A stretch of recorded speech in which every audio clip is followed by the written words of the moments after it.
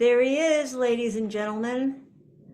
I have my cello and my cello case in the background. Looking good, George. How's that cello journey going?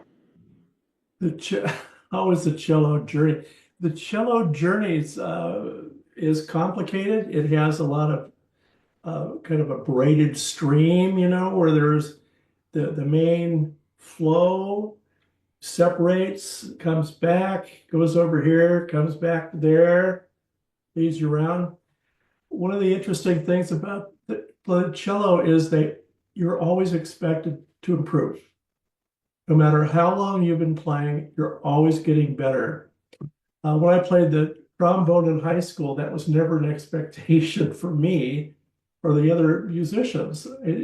I think it has to do with the string instrument and the variables of it. What do you Each mean? You weren't supposed to get any better on the trombone ever? Well, you were supposed to get better, but there aren't as many nuances. I mean, the trombone, you buzz your lips, you hold it so it doesn't get away from you, and you've got 7 positions on the slide. That's it. You're done. And you might tune it a little in or out as you play, but it's never as complicated as the cello. Because the cello, you're working this hand to do one thing. You've got the bow, and the bow looks simple at first. It looks like you just pull it back and forth, but no. You, you've got the end of the soundboard, and you have the bridge. And that doesn't look like an awful lot of space in between the things, but you can move the bow up or down. You could get it off at an angle, which affects the sound in a negative way. And you can even turn the bow. So instead of it sitting flat on the string, it tips and you're playing it at an angle. There's so many variables. Wow, George, I'm going to take a lesson from you. I don't think that's a good idea. I'd rather everybody take lessons from you. Listen, we're going to talk about George's book. We are here to talk about George's book and my book. George is here, the Cello Who Loved Me. Mine is not here. I'm just working on mine. So we thought we would get together and talk about books and cellos, right, George? I think that's perfect. And Okay. I can tell you a little bit about my journey as a writer and Okay. how I got into writing and how I discovered the cello. Okay. Okay, for a long, long time, I was a technical writer and a marketing writer and worked in marketing communications in a number of different companies, including NASA, the 3M company, Boeing, Nike, and cybersecurity and places like that. But I found out that with a degree in theater arts, there weren't a lot of people that wanted to see that on my resume when they were hiring me for things. So I had to go and find, where's the money? Where could I make a living? And that was what I did. But in the meantime, I was having experiences and finding that the experiences that I was having, I thought were more interesting, some of the ones I was reading about. Now, a big turning point for me was a book called A Year in Provence, which you may know from the 1980s was a big bestseller. It was about an advertising executive who lived down in the south of France and the sun was shining on him and he was eating wonderful food and he talked about his experience. Well, at the same time, when I was in my mid 30s, and I'm very, very, very close to being 75 at this point, I went over to some friend's house for dinner and they said I was the worst cook in the world. They said, what can we do to save you? We'll organize themed dinners. And we did this for a year and everybody brought different foods. There was great chaos in the kitchen. No one could agree on anything. So I wrote about this in the same style as A Year in Provence and came up with a book called Hot Dish Confidential.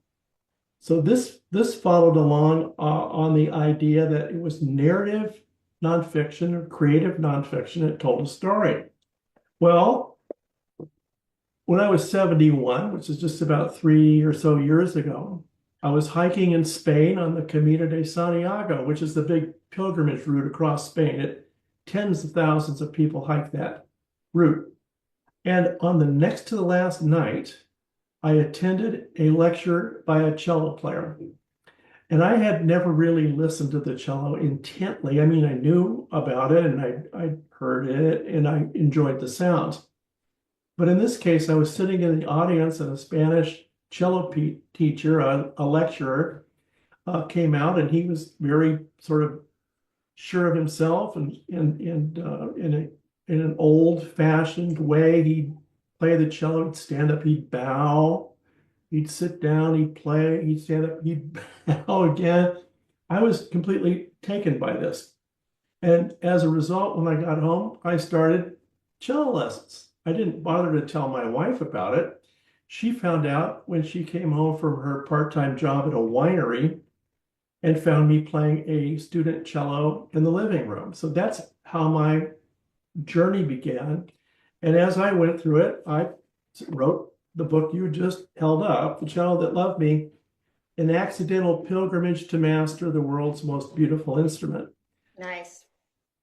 So finding your website and listening to you talk and your playing and comments by other people, that was one of the things that really helped me in refining my interest in the cello. It did? Tell me more. Well, this is the thing about the cello. It's not a simple instrument to play. And if you could get more input from different sources, so much the better. Like one of the first things I had problems with was just holding the instrument.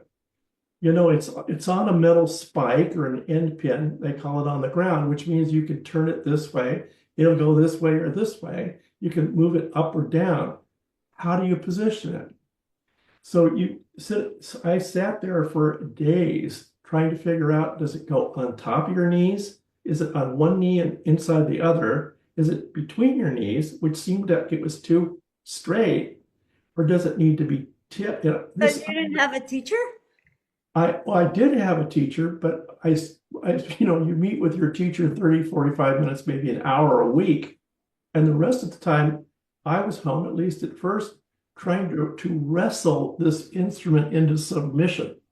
I thought, how can I figure this out? Well, I would find a website like yours where I get videos of professional players. Yo-Yo Ma has Well, hundreds. wait, which website are you talking about? Are you talking about Cello Nation, the Facebook group, or are you talking about the celloguru.com?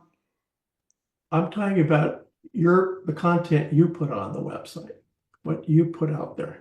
Well, I have a website, thecelloguru.com. That's got like 50 videos on it, instructional videos. Yeah, But then the Facebook group, I always do free classes in and put videos. I mean, I'm in different places. There's a YouTube channel that has tons of videos, so it's different spots, right? that's right. Well, it's good to know the full range of your resources. What I have found is if you know one cello player, you're in contact with basically every cello player in the entire world. The cello world is connected because students went to school together, they played together, they watched each other perform, they've heard recordings. So I would go to any resource I can. I mean, it took me weeks to figure out where the tuning pegs go. Do they go right next to your head, above them, behind? And different cellists play different angles. I mean, That doesn't mean that we know where they go, you well, that's true, right? and to that point, it's different with each person. You know, I'm 6 feet tall. Now, someone who's not as tall as me would hold it differently, or even the type of chair. Do they And sit? also, I remember my good friend David Holmes, who's a cellist, is 6'4", and we both playing the same size cello. And I'm 5'1", right? So that right there is what? Like his fingers are like this, right? And mine are Exactly. small. But I play better than him. That, Just kidding. I I'm believe. just kidding, David, if you're watching this. Well, that's a good point, and it's fun to learn the variables on it. I've been playing now for about 2.5 years, and have sort of decided that this is, I'm more comfortable holding the instrument. I've have two bows now instead of one. One is uh, Whoa, two bows. You joined the that, two bows club. well, for me, that's a lot of bows. That's a lot of bows. You That is. got right. One of them is a wooden bow, it's panabuco, and the other is a carbon bow.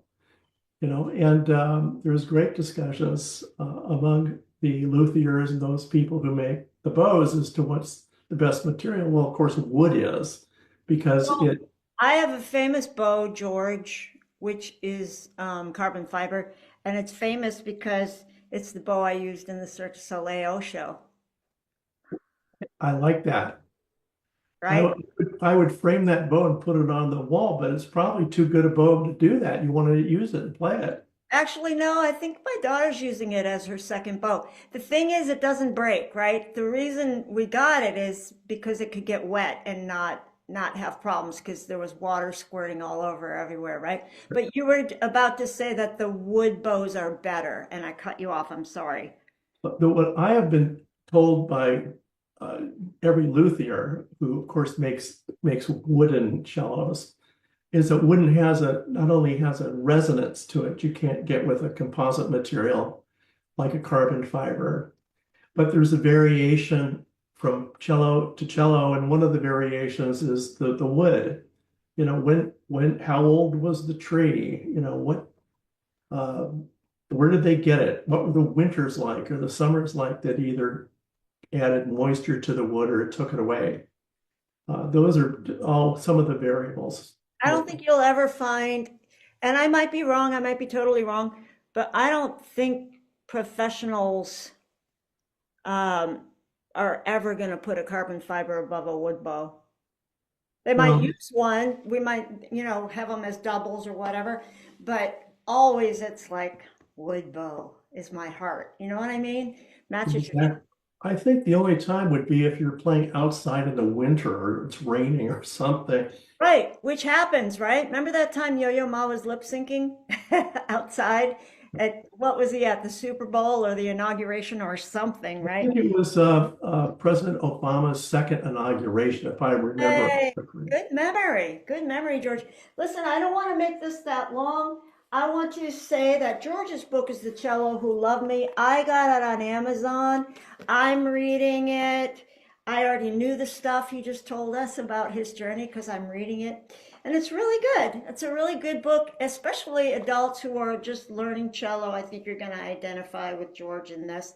And I also want to say that my book,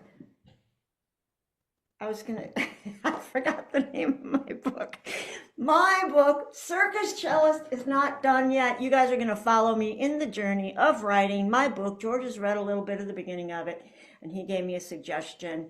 My other friend read some of it. All you guys out there who are on my subscriber list are reading some of the stories from me. Now, George is of his journey to start cello, and mine is a whole life of playing cello, meeting one musician, meeting another musician, some of the ups and downs of that. I'm working on the downs because I tend to be too positive, so I need to put some vulnerability in there. I realize that, I'm working on it.